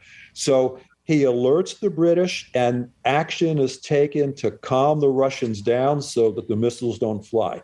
That's how important it was that this guy was in the right place at the right time. He also is the first person to brief the West on the emergence of a new and promising leader in the Soviet Union named Mikhail Gorbachev. And he sits down with his handlers and pretends to be Gorbachev in a mock interview with Margaret Thatcher. So he helps Margaret Thatcher, who played her, realize who Gorbachev is and how to play him before she actually met him. And you remember that very famous statement she made after the first meeting, I can do business with this man? That was it. Well, it was Gordievsky who made that possible. He then is promoted to the top position at the London embassy. But there's something else, and Mack and I were talking about this, that now comes to cause him grief. And that is the KGB is not really all that effective. They have a lot of numbers and they have a frightening image, but by and large, their leaders in particular are envious, paranoid, and slovenly, like a lot of people as they go through life and get promotion. And the guy who was overlooked for the promotion to number one at the Russian, embassy in London starts to notice a few things that he finds peculiar about Gordievsky's activities. And all of a sudden, shortly after he becomes number one, Gordievsky is sent back to Moscow and brutally interrogated out of the clear blue. His family and children are trapped back in London, and that's part of the tool of blackmail that they're using. But he doesn't break. And so they put him on hiatus in Russia.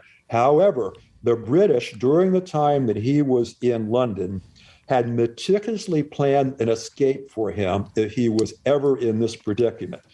And the plan had to be triggered. I mean, Gordievsky had a signal, and they had a signal that the plan could be put into effect on a certain date. And lo and behold, it is. He manages to elude those following him. He flees to a railroad station, takes a subway to another stop. The British pick him up, and then the race is on to the Finnish border, where he's hid in the trunk of the car, manages to get through 3 successive checkpoints and reaches safety. So in time, President Reagan even invites him to the White House because of the quality of the information and the help that he gave during the Cold War.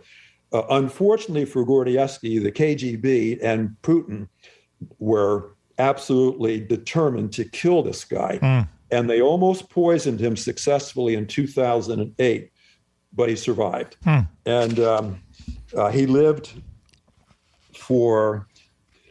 he's still alive to this day. Wow, he beat it. Yeah, that's cool. At the age of 84. We're doing the top 10 best spies in history since World War II, and we're up to number 1 now. Raven, you correct? Okay, number 1,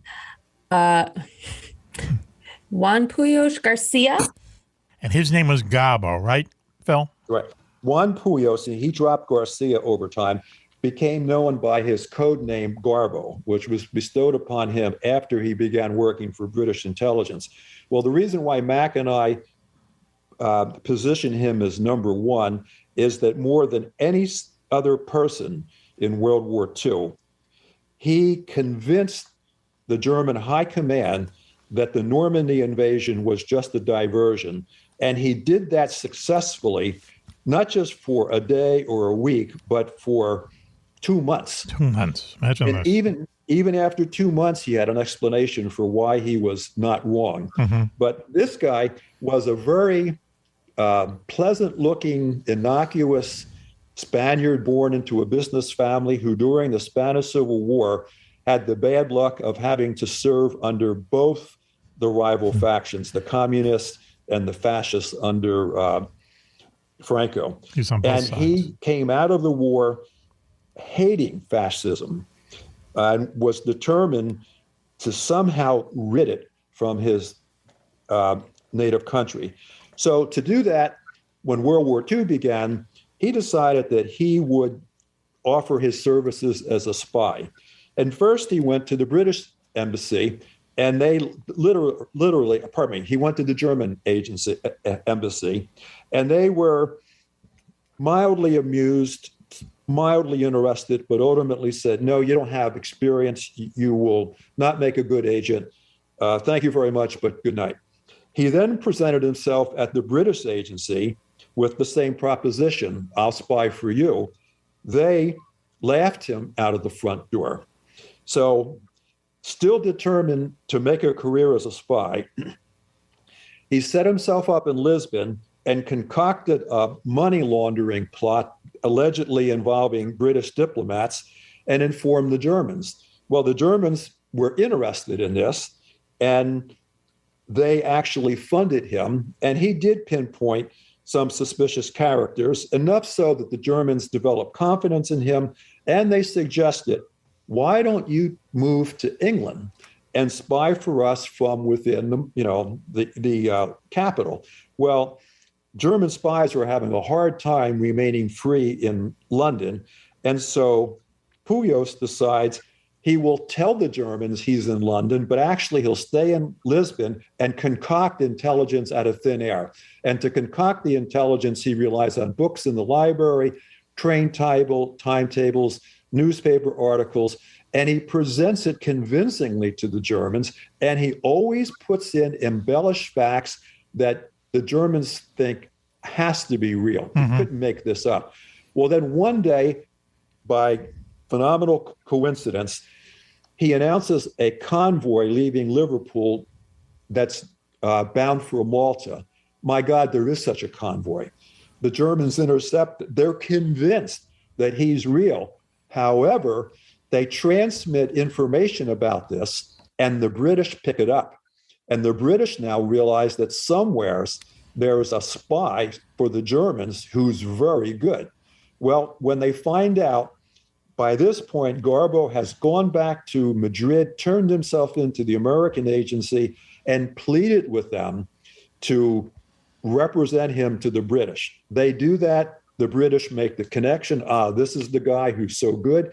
They bring him back to London, and for the remainder of the war, he regularly transmits information about Operation Fortitude, that's the fake invasion at Calais, and builds up German confidence that it's the real invasion. And at the same time, he is creating this masterful network of imaginary spies all throughout England and the United Kingdom. All made up. The Germans are actually funding him. They're giving him secret ink. They're giving him code books. Garbo makes sure that every now and then one of his spies has a tragedy. Maybe he dies, maybe he has a divorce or whatnot. He plays the Germans, and the English intelligence service, MI5, guides him. But he is actually creating all of this with their supervision. And to make a long story short, at the end of the war, after D-Day, I should say, Garbo finds a way to disappear, and Hitler awards him the Iron Cross in absentia. Yeah, there you go. Mission accomplished. His personal life was like very strange. How he got to fight on both sides in the Spanish Civil War and so on.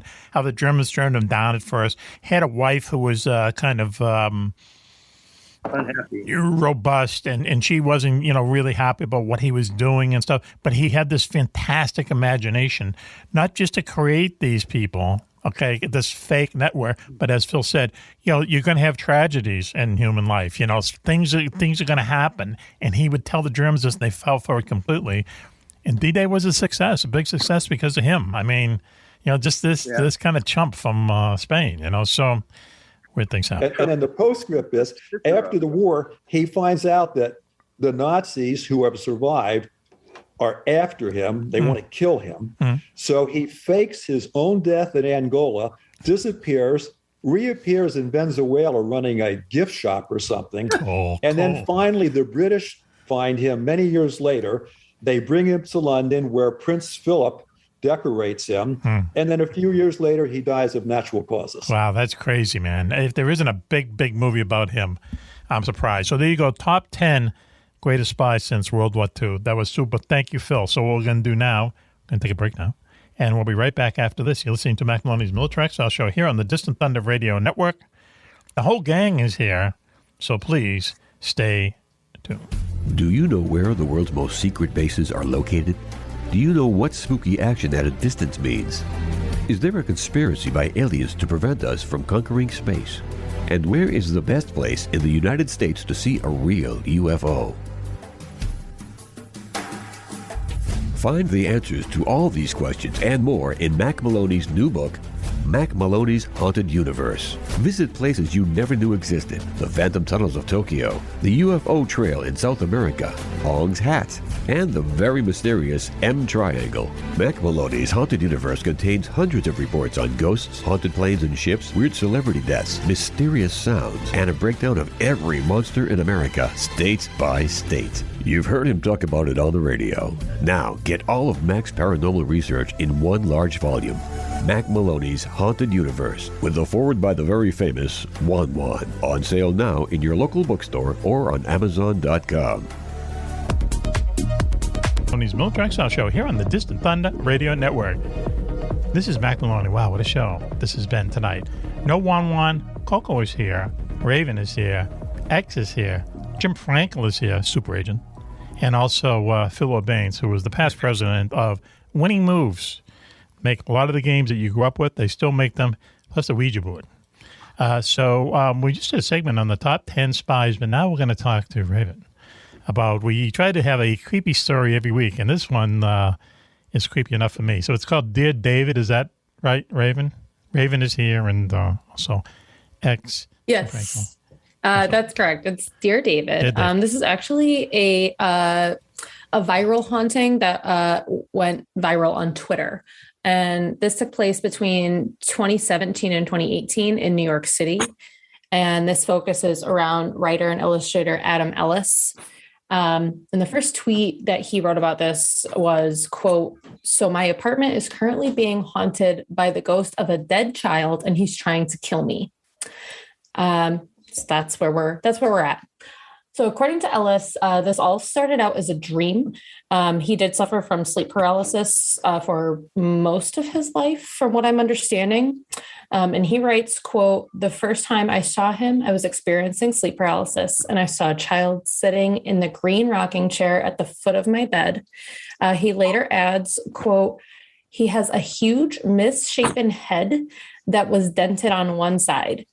I did my best to draw it." And he refers to a drawing, which I encourage you to look up. If you type Dear David into your Google search, you can't miss it. It's exactly what it looks like.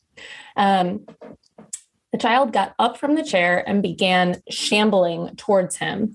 He was able to wake up before David reached him.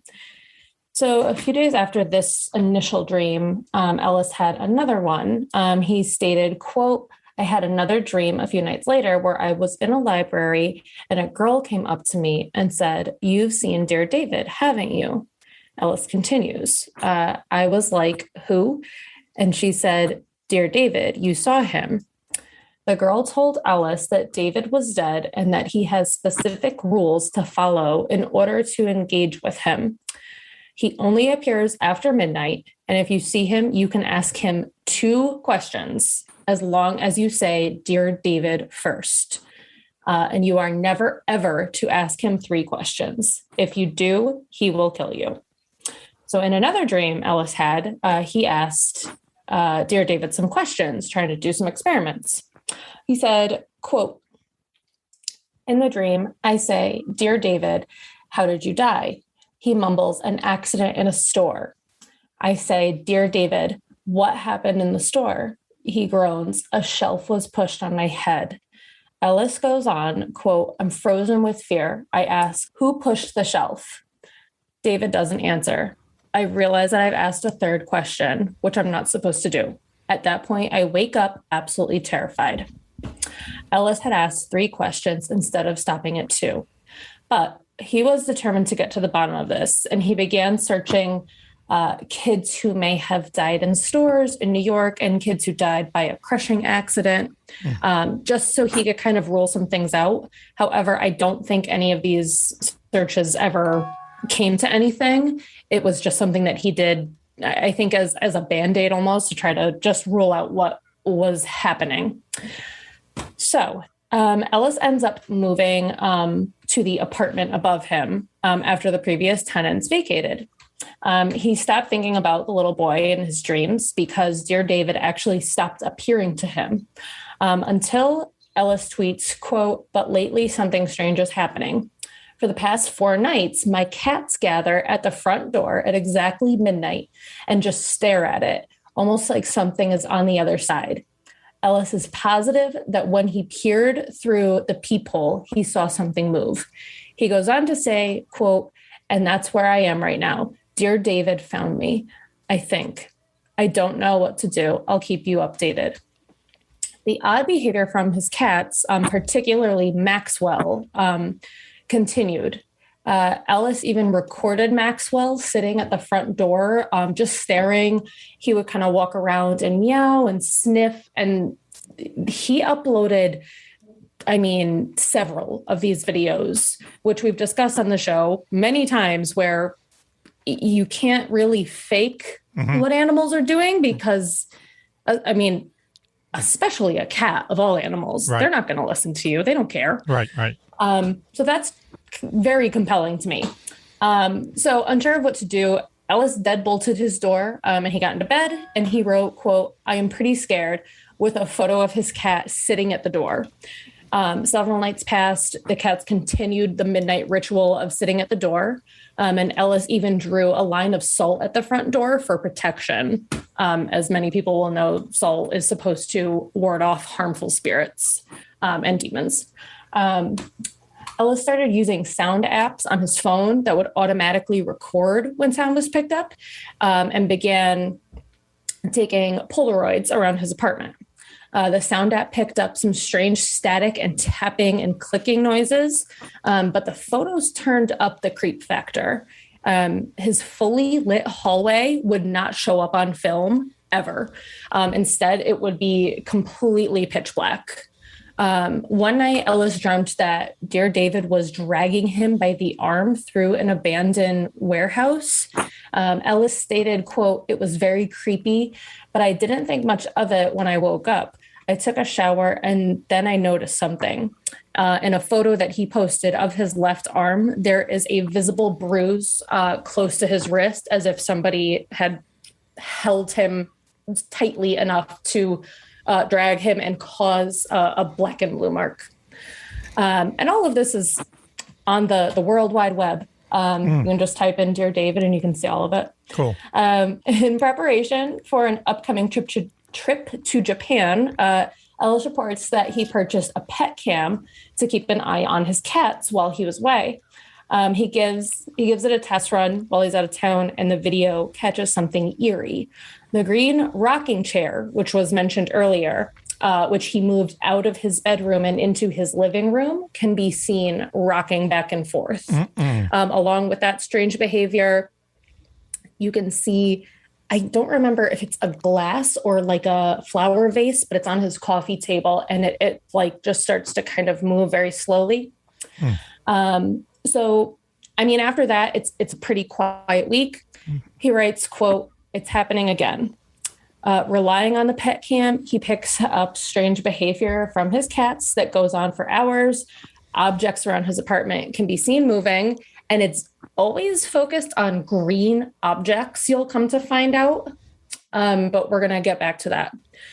In November, Ellis writes, quote, "In the dream, I saw him in a chair again. I don't have the green chair in my room anymore.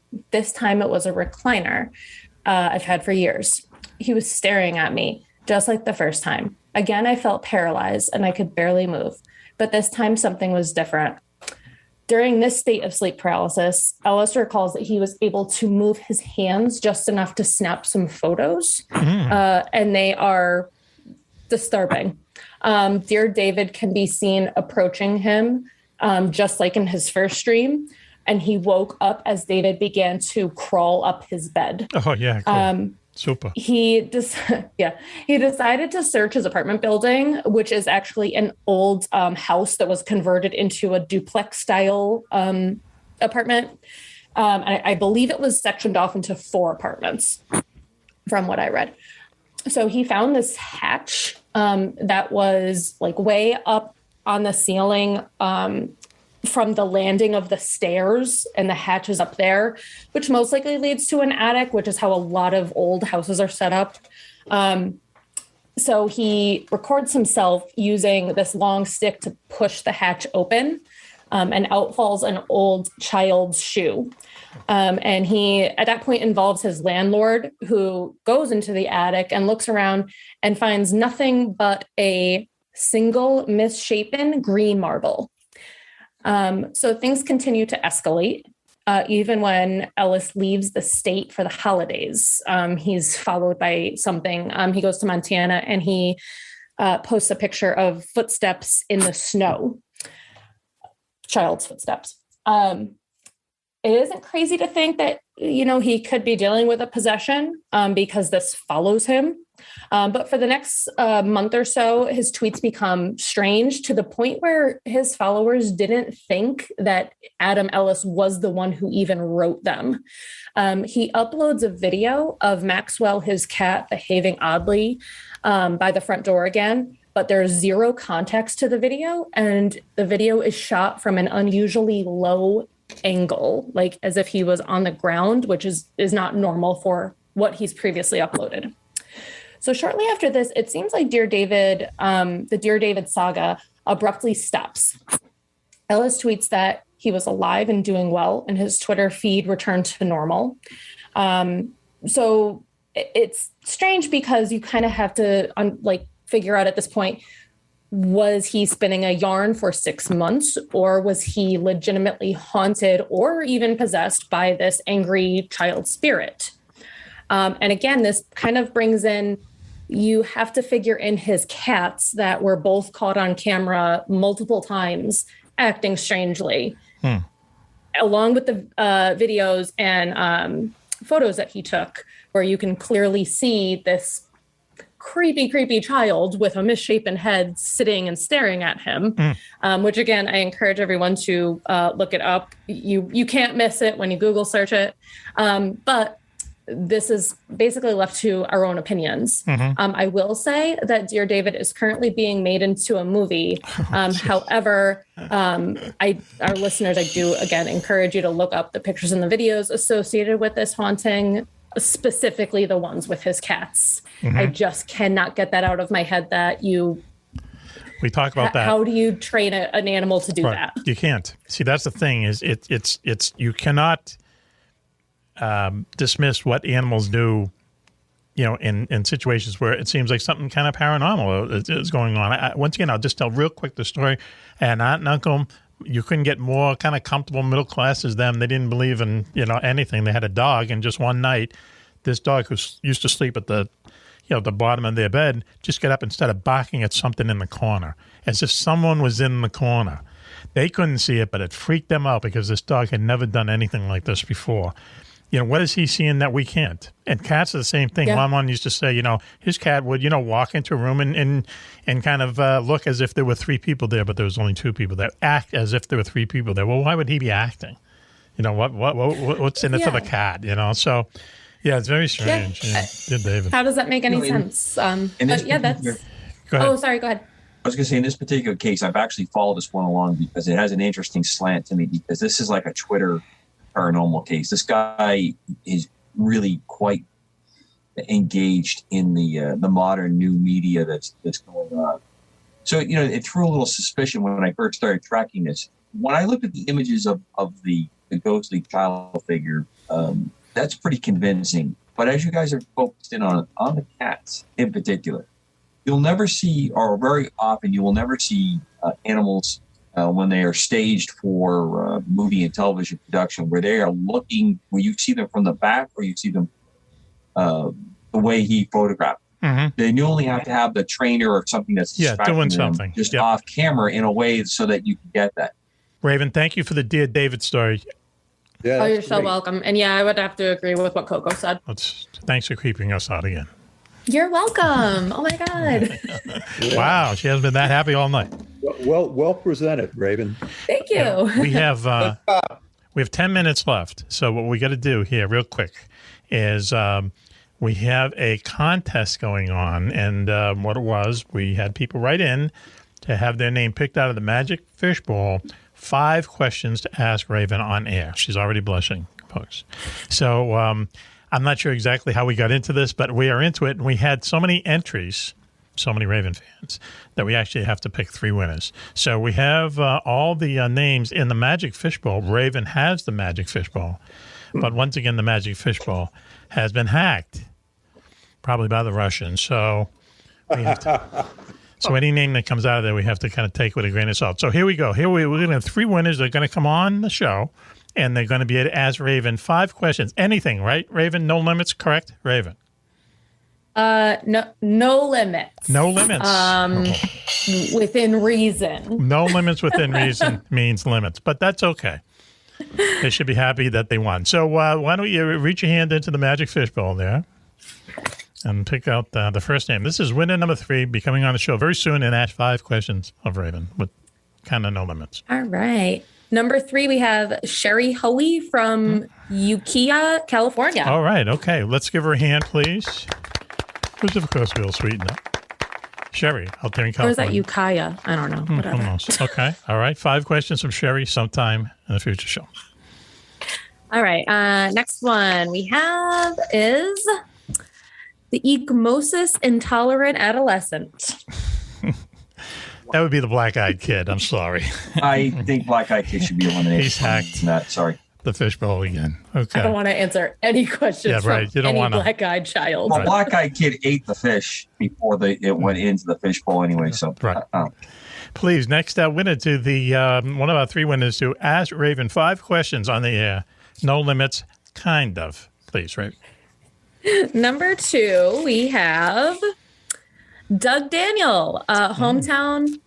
Nope. No. Yep. Well, hometown Mars. Mars. He's on Mars. He got in touch with us from Mars. Okay, Doug Daniels. Okay. Well, those Martians, I can't imagine what kind of questions they'll come up with. But reach once again into the magic fishbowl, Raven, and pick the next winner. The next one we have Zeppelin, the narcissistic pig writing in for Teddy the ballless horse. Okay. Can you connect those dots? I'm going to tell you right now, I want to put a censor on their questions right from the start because since Raven has visited here, there's been a lot of Raven discussion by those 2. Oh, really? Yeah. Only Bear has maintained the gentleman proper standards that we expect here at the farm. Let's talk about his animals. Baby bear. Okay. But I don't want to get into it, but that pig has an attitude, doesn't he? I remember when he could barely fit a ham attitude doesn't sandwich. really properly capture it. In fact, you are on the right trail there, sir. Yeah, he has he has a real tune. He has to be slapped down, that pig. Anyway. So, Raven, do we have one more, I believe? Okay. Just reaching into the magic fishbowl. Here we go. All right, I'm reaching in. Drum roll, please. Kim Shea of Edmonton, Canada. Oh, boy. Okay. Now, Kim is a good friend of ours up there in Canada, but we might have to edit his 5 questions, knowing him as I don't. Anyway. I would like to have a slightly drawn-out process. As we, because he's got that Canadian bacon kind of thing going on there. For those that are especially super fans in the audience, know what I'm talking about. Mm-hmm. Those of us that have lived in the border states with our quiet, gentle neighbors to the north. Yep, he's a good guy, interesting guy, and it should be a funny segment. So anyway, listen. Absolutely. Coco, we're running out of time. Can you just quickly tell? We'll talk about it next time you're on. But basically, the U.S. Navy came out. We don't want the show to be timely, but the U.S. Navy came out and said that. In 2019, off of California, there was like a swarm that, it was the second set of events, Mac, after the big release of the Tic Tac. And really, we only have like 2 minutes, but they basically showed up over these Navy warships that were out on some kind of maneuvers off of the coast of Southern California, and there was videos of them, and it really made kind of a big splash. Absolutely. No one knew what they were, but now the Navy has told us that they were not UFOs, but they were indeed drones, right? Well. One small quick correction. Now, the Navy has kind of supported. The government has come out from the federal side and said these were not extraterrestrial. These were definitely some kind of a UAS, unmanned aerial system that was flying over it. If you remember back when you and I were discussing it, you and I were very doubtful that this was alien technology the way it was going on.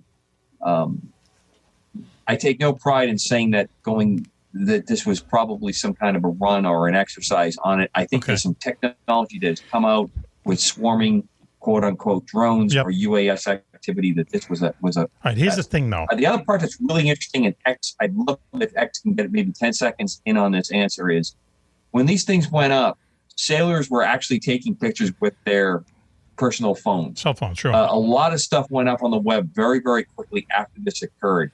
And I am convinced that part of that exercise, that's just assessing, and that area. I've flown a number of exercises over the years. Yep. That is an area of a lot of UFO activities reported, undersea surface testing that goes on from the Point Mugu area all the way down to the southern part of the California where it meets Mexico. All right. So listen. I believe that there was a lot of information being crowdsourced when it hit the internet. Who was looking at it, where it was going, how that information was being passed. Here's a question. All right, we literally have 30 seconds left. So look at. So these were drones. They were and were drones operating, far off the coast.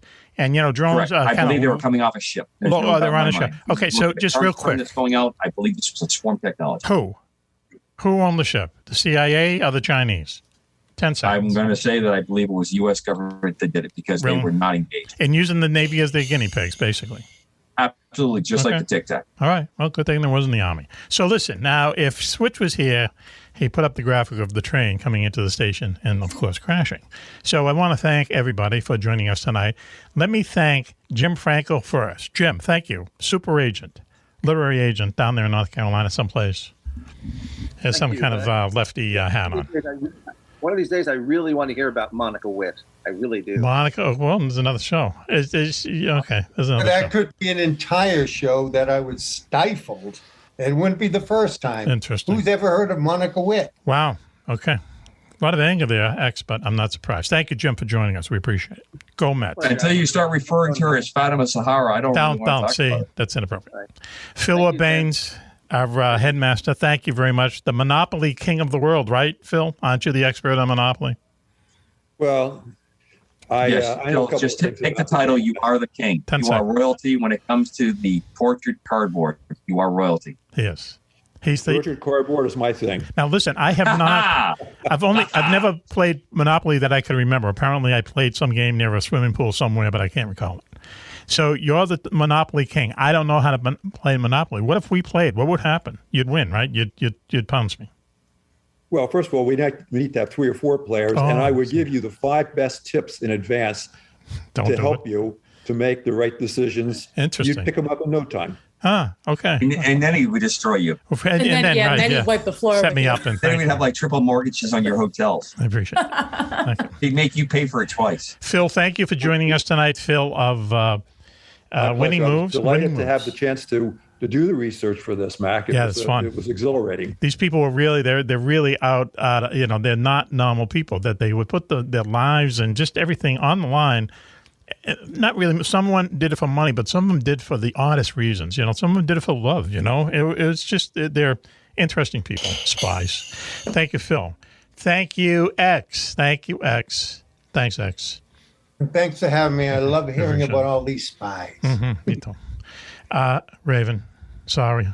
I'm sorry. I always said sorry, honey. Sorry that this is the part of the show that we have to say goodbye.